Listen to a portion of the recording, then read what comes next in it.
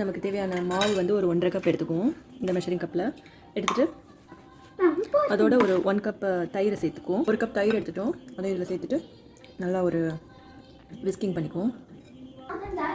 இந்த மாதிரி நல்லா ரோல் பண்ணிட்டுருவோம்.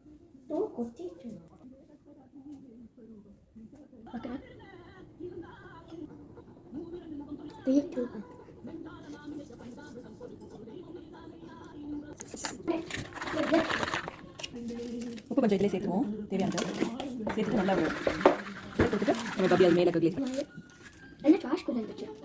நான் எல்லாம் ட்ராஷ்குள்ளே நல்லா போட்டேன். ஒரு ரிஸ்க் அப்போ ஃபுல்லாக பிளாக் ஆகிடும்ல. வந்துட்டு அதோட நம்ம செமி ஸ்வீட் சாக்லேட் எடுத்து மெல்ட் பண்ணி இந்த ஒன் தான் பெட்டராக டர்ன் அவுட் ஆகுது. இந்த ஒன்ஸ் பிகாஸ் நம்ம மெல்ட் பண்ணல லாஸ்ட்டு. லைக் ஷேர் பண்ணி ஒரு சப்ஸ்கிரைப் பண்ணிக்கோங்க. நன்றி.